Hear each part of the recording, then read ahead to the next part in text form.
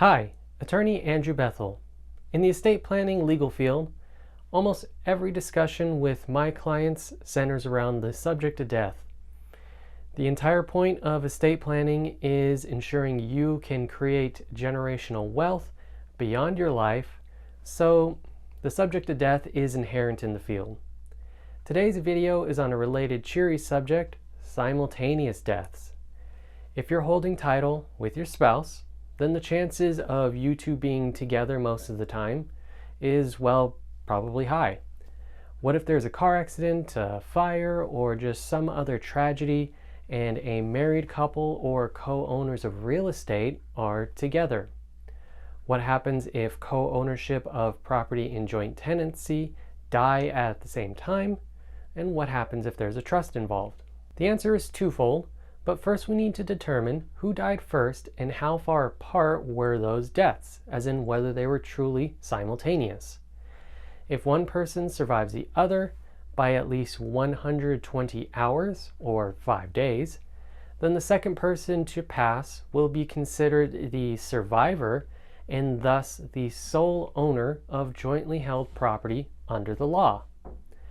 And this is for property held as community or quasi-community property between spouses, as well as property held in joint tenancy with a right of survivorship, something I've talked about many times on this channel. However, if the parties both died within that 120 hours or 5-day window, then there is no survivor at law, and thus each co-owner's respective estates retain the property, and their respective heirs inherit their interests in the property, effectively acting as if the property was held as tenants in common rather than joint tenancy, meaning potentially 2 probate cases and all the headaches that follow.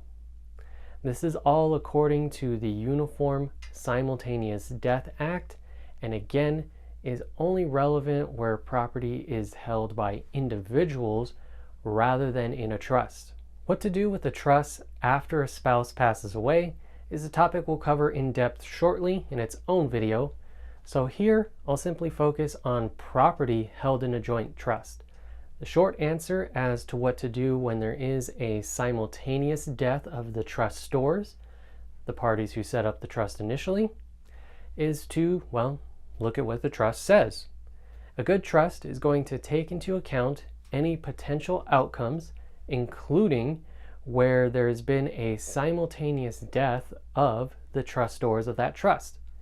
If we're talking about a typical revocable living trust between spouses, then the trust is likely going to treat a simultaneous death of the trustors the same as deaths in an unknown order, or the death of the second spouse to die, and that is to simply distribute the trust estate as those trustors designated when they created the trust in the first place, such as equally between their 2 children.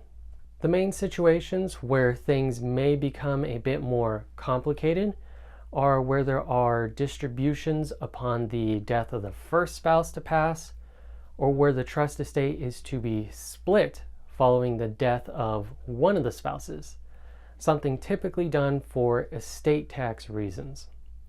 However, even then, a well-written trust will account for such a situation and lay out what should happen, usually following the same 120-hour or 5-day rule.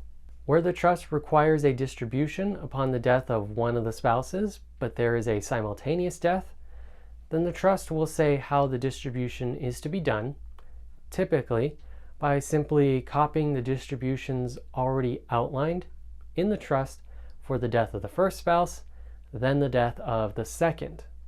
Oftentimes, the clause on simultaneous death will just simply point to the distribution plan laid out elsewhere in that trust and simply say to follow what's already written there.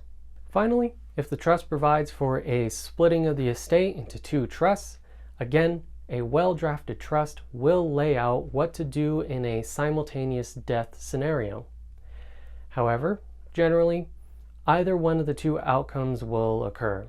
Either the trust will say to simply keep the estate as one if estate taxes won't be an issue, and distribute the trust estate in the same manner designated for the death of the second spouse.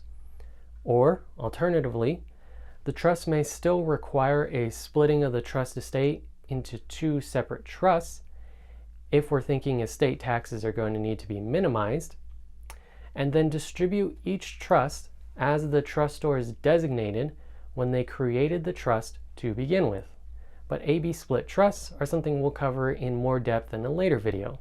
But to close with a quick note, please be aware that this was all in the case of a simultaneous death of the trustors, the parties who created the trust to begin with. If there are multiple trustees and they die, resign, or are removed simultaneously, then we again look to what the trust says, which will likely be to have the next person or persons in line stepping in as trustees. These will be people designated by the trustors when they created the trust initially. Now we'll cover trustee succession as well in its own video.